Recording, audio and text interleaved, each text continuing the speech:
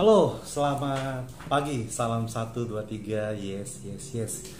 Hari ini saya benar-benar semangat karena saya bersyukur teman-teman yang sudah menonton channel saya Indra 64, juga yang sedang menonton channel saya Indra 64, juga yang sudah subscribe, juga yang sudah komen dan masukannya saya bersyukur dan saya ini tambah semangat membuat konten.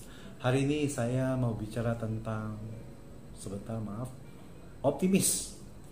Optimis dalam arti apa? Optimis dalam banyak hal. Dalam dunia kerja, dalam mencapai target, dalam mencapai goal, dan dalam mencapai tujuan. Tujuan tentunya untuk jangka panjang. Saya berbicara untuk hari ini, saya merasa saya menikmati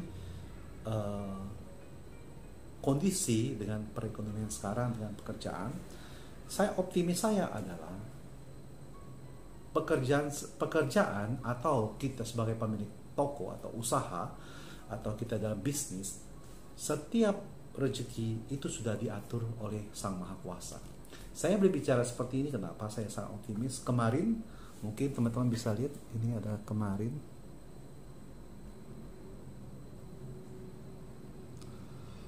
tentunya. Kemarin ini adalah pesanan. Ada pesanan ya tentunya. Ada pesanan. Nah, pesanan orderan. Optimis saya adalah ketika bagian saya adalah ketika memfollow up dealer, menelpon dealer dan siapa kabar, dan tentunya tukar pikiran, tukar strategi, ada masalah apa. Sebenarnya tadi pagi juga ada jam 7 saya telepon dari Papua mau order produk, tentunya produk saya mobile phone.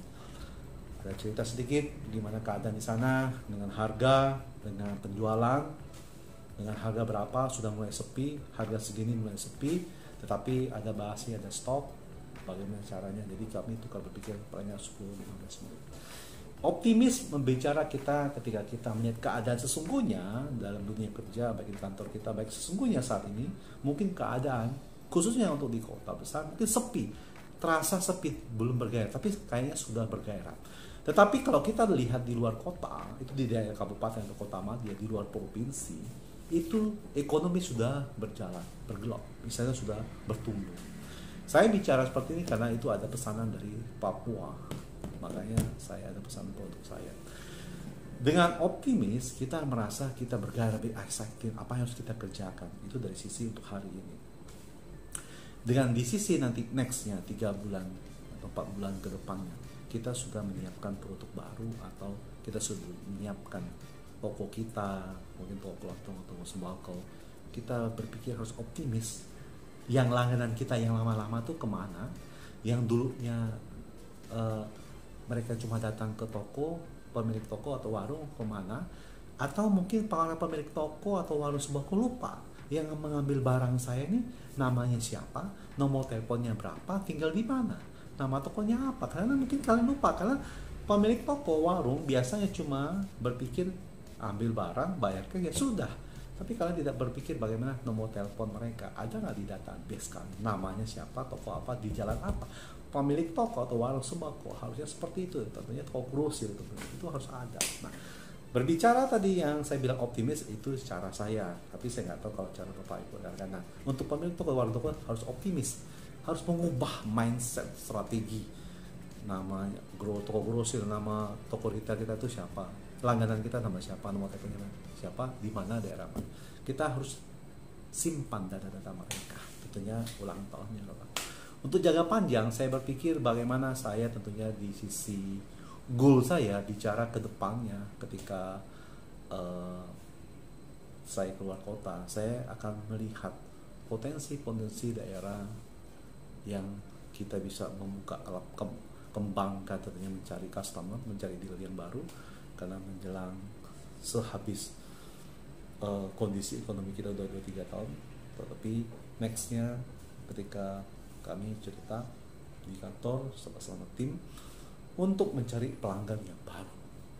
Pelanggan lama atau dealer atau toko grosir kenapa tidak mau mengambil atau mengorder produk kami? Bisa jadi karena market, bisa jadi karena permintaan pasar tidak mau. Tetapi ada toko yang mau mengambil produk kami, mau memasarkan produk kami. Karena toko yang lama, bertahun atau mungkin 3 atau 4, 5 tahun atau 10 tahun yang lalu, mereka merasakan keuntungannya, mereka sudah nyaman dalam zona nyaman. Untuk toko-toko yang grosir, ketika Anda sudah memiliki zona nyaman, hati-hati. Karena ketika Anda nyaman, ketika Anda lupa titik awal ketika Anda kerja keras, Anda sudah lupa ketika ada orang baru, tentunya ada dealer baru, ada pelanggan baru, atau toko agen yang baru, ini dia mau mulai usahanya, dia mau bangkit, dia mau mulai jalur pendistribusiannya. Ketika mereka sudah bangkit, ketika Anda terlalu santai, sebenarnya peluang untuk Anda melakukan suatu bisnis untuk distribusi tidak ada kesempatan lagi, karena daya juangnya atau daya pendistribusiannya mungkin Anda sudah tahu, Anda sudah mengecap semua, tapi lama kelamaan ketika Anda tidak mau expand, tidak mau lebih sedikit maju, itu nanti omset atau bahasa saya penjualan akan turun drastis. Nah, kemarin kita belajar bagaimana warung toko atau toko sembako memiliki pola pikir mindset bersaing dengan minimart. Kita harus merubah yang dulu ya toko kita sembarangan, yang dulu toko kita jual mie atau jual minuman atau jual apa gitu, tapi bagaimana kita jual produk sembako. Mungkin yang kemarin saya jelaskan tentang beras, taruh di depan jual bisa literan, minimal tidak bisa jual literan. Toko warung bisa mungkin hutang, tapi minimal nggak bisa hutang. Itu. Dan toko warung sekarang minimal, sekarang mungkin ada sedikit kafe atau apa, kalian juga harus kasih tempat duduk yang dimana di sini bisa buat nongkrong orang, mungkin online yang bisa mau santai atau bukan. Nah, perbedaan seperti itu ketika kalian mau bersaing. Nah, kembali lagi apa yang saya mau sharekan, saya berbicara untuk jangka panjang. Saya sangat optimis jangka panjang ekonomi akan besar, akan bertumbuh, dan mungkin dari sisi kota kita belum lihat, tetapi di kabupaten itu ekonomi sudah berkembang. Dan ada kalanya kadang-kadang sebagai orang distributor, kadang-kadang kita harus kasih masukan kepada di daerah-daerah atau kepada pelanggan-pelanggan kita supaya apa? Ada spirit, ada bahasa saya spirit itu maksudnya ada kadang-kadang apa yang kita dapatkan di sini kita harus bagikan kepada mereka supaya pikiran mereka terbuka. Apa yang mereka tidak mengerti belum tahu, kita harus buka sedikit demi sedikit, karena persaingan kedepannya itu agak ketat. Menurut saya, goalnya secara pribadi, buat pribadi saya adalah saya untuk memasarkan suatu produk, dalam arti kata saya harus mendistribusikan, ada hal produk yang baru yang mereka belum tahu, mereka akan pasti excited kembali dalam menjalankan bisnis mereka. Demikian juga dalam warung atau toko atau apapun tuh kalian bekerja dalam bidang apa, terutama dalam sales. Ketika Anda optimis hari ini akan menentukan 5 tahun atau 3 tahun ke depan. Mungkin teman-teman sebagai sales bicara, kamu sih ngomongnya gampang bang, atau pak, atau di channel saya Indra 64 gampang, tapi keadaannya ya seperti ini. Memang keadaannya seperti ini, tentunya saya juga bicara seperti keadaannya seperti ini, tetapi saya tidak bisa pungkiri bagian saya adalah ketika cuma men-follow up. Bagian saya cuma follow up customer, cuma menelpon dari pusat ke luar kota. Tetapi kenapa saya bilang, kalau kemarin tuh hari Senin saya sudah dapat penjualannya, sudah dapat orderannya, makanya saya bilang saya sangat optimis. Saya sangat optimis, ini orderannya, saya sangat optimis.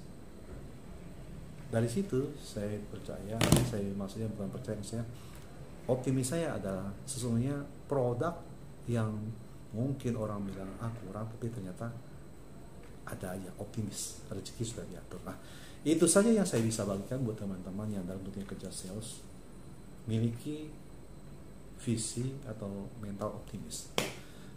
Saya juga tidak pintar berbicara, saya tidak bisa bahasa Inggris, saya tidak bisa sales, saya tidak tahu luar kota, tetapi saya belajar sama orang pintar.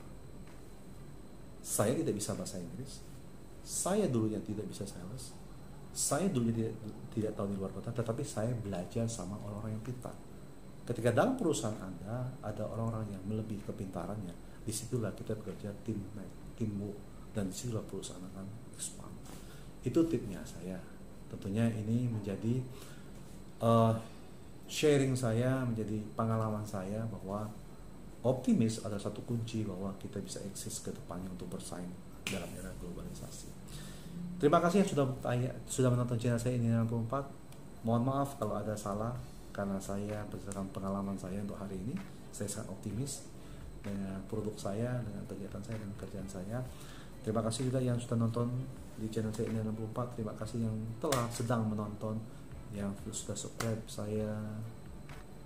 Kiranya kalian yang sudah dukung saya diberikan segala rezekinya, pekerjaan kalian dimudahkan, diberikan ordernya, dan kesehatan kalian terutama, dan tetap berjaga-jaga untuk pakai masker. Terima kasih buat para subscriber yang sudah mendukung saya. Kiranya saya bisa terus membuat satu konten untuk menolong orang lain, dan mohon maaf kalau ada salah kata, salah pola pikir, tapi itu pengalaman saya secara pribadi ketika saya menghadapi khususnya untuk 1-2 hari ini, terusnya sampai hari ini. Oke, selamat pagi, salam 1, 2, 3, yes, yes, yes.